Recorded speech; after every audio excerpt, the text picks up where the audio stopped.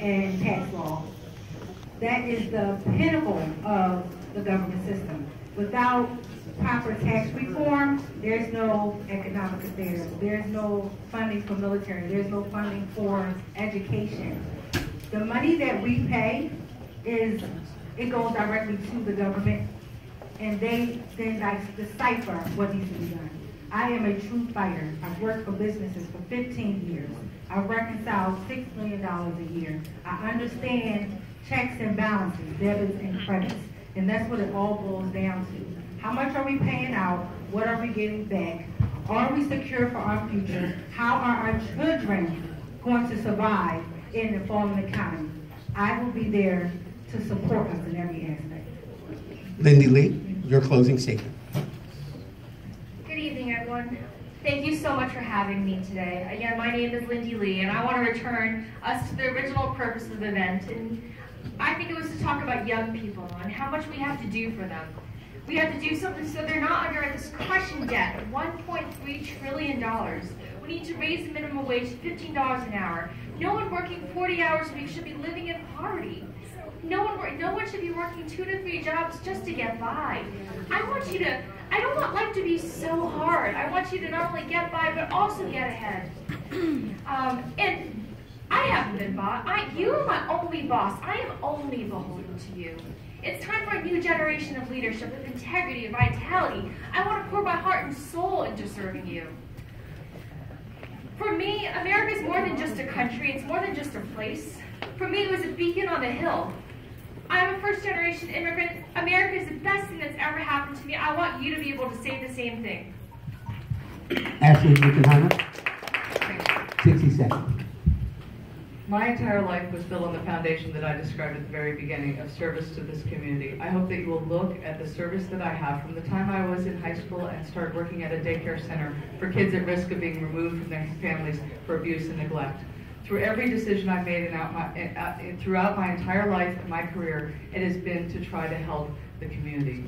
And that is who I am as a person, and I will fight for this community every day. I bring a breadth and depth of experience from having worked with the federal laws to fight for gun safety, to fight the opioid crisis and try to stop dirty doctors and pharmacists from pumping pills onto our streets, to working in Medicaid and Medicare, to try to make sure that our medical services are healthier and allow our seniors and those with chronic conditions to stay in the community longer.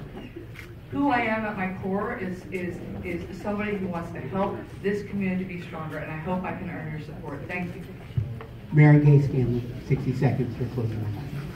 We have a president who has made a career out of bending rules, finding loopholes, and most probably breaking the law, all for his personal advantage. So job one of whoever goes to Congress, and I hope it's me, will be to push back against this president and to hold him to the letter of the law, to hold him to the rule of law, and to enforce our Constitution. So that's one. The second piece is our elections. They are under siege from foreign powers who have not been pushed back by this administration or the Republican Congress, and by the Republicans throughout this country who have enacted a red map strategy to suppress the votes of Democrats. So that's job two. That's something I've worked on for the last 15 years, whether helping to reauthorize the Voting Rights Act in 2006, or then when the Supreme Court undermined it, working to repass the portions of it that were upended. And job three will be to represent the people in this community, because going to Congress is not a career move for me. It's a continuation of the work I've been doing, and I hope I can have your vote. Rich Laser, your closing statement. Thank you. And I want to thank the organizers tonight. I want to thank the moderators for asking us some tough questions. I'm proud of the record that I've had. I'm proud of my grassroots row house growing up and coming up in a blue-collar household and working hard and making sure we serve people in government. That's why I think we go to Washington, to serve everybody in this room and serve the people of this district. We're at a crossroads in this country. We have an administration that governs on hate and division, and we need to go down there and get results on the issues of health care, immigration reform, education, criminal justice reform. And these are the things that we want to work on in this district and continue to fight hard every day to make sure we bring home resources for job creation. This district is one of the biggest economic engines in the whole state, and there's no reason why we can't combat poverty with the good paying jobs that we can get out of all the economic engines in this district. I'm proud to run this race. I'm proud to work for you, and I want to hopefully earn your vote to go down to D.C. and represent you in Congress. And I want to make sure, I want to hit another big point that we talked about up here as constituent service.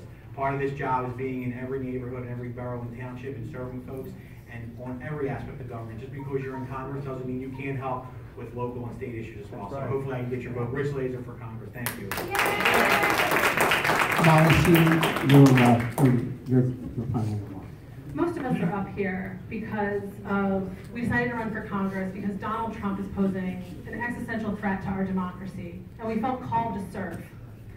And I think we have to ask ourselves, how do we get here? How do we get to the point where we have a misogynist, a xenophobe, a bigot in the White House? And it's because we haven't been fighting for bold programs. We've been spending all of our time playing defense.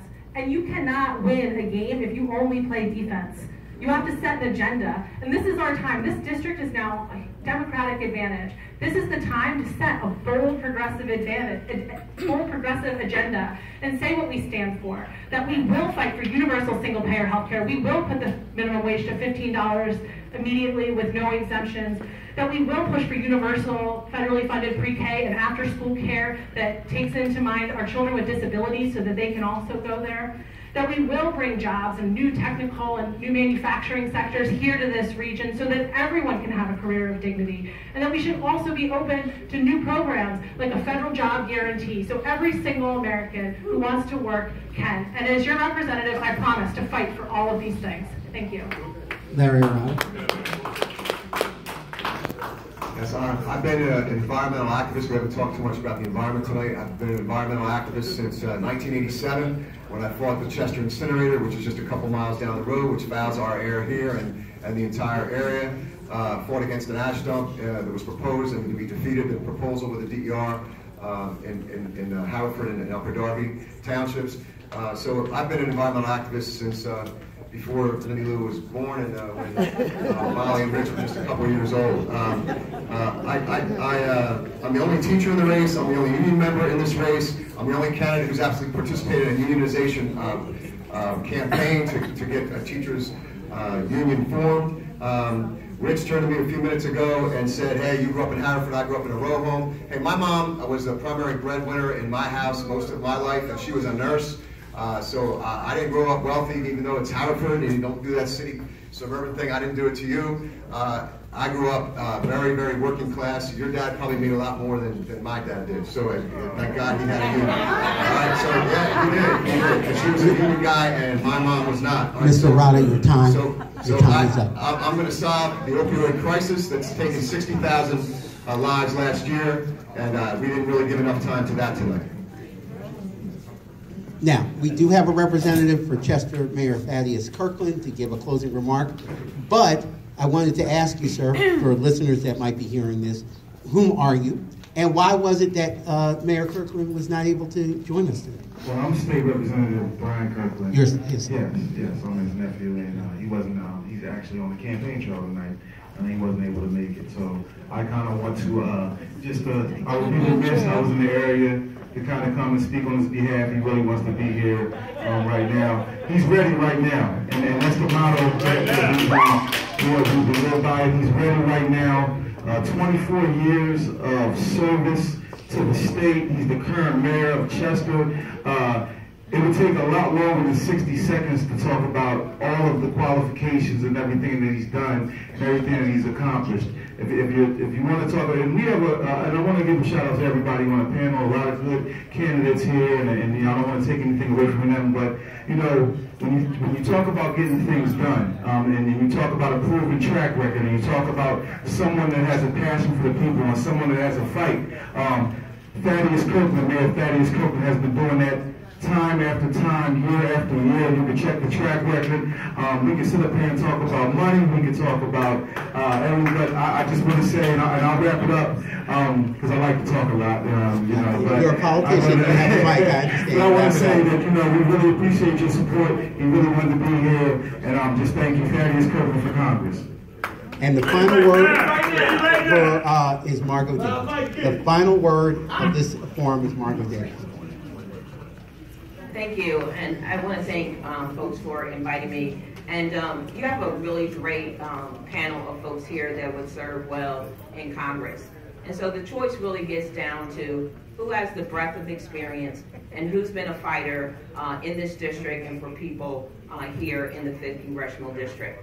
As a state legislator, I broke barriers, but even as a child, I grew up as very poor, single teenage mother on welfare, who brought me up the best way she could.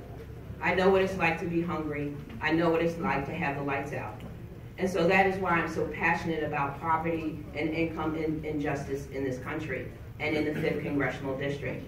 But as a public servant, I have been elected in competitive elections time and time again because I am a true public servant. And I serve the people of my district, no matter whether you're Democrat, Republican, rich or poor, I serve each and every one. But I have a proven track record for health care, through Medicaid expansion, infrastructure investments, $91 million, criminal justice reform. 60 seconds. I've done it in the Pennsylvania legislature, and I would like to do it for you in Congress if you'll vote for me. Thank you. We want to thank the 8 of the 10 candidates that showed up here today. State Representative Greg Vitale of the 166th State House seat was not able to attend, and also Mayor Thaddeus Kirkland wasn't able to attend, but he did send a representative to give a closing statement. Lorraine Baltimore, I want to thank you very much for answering.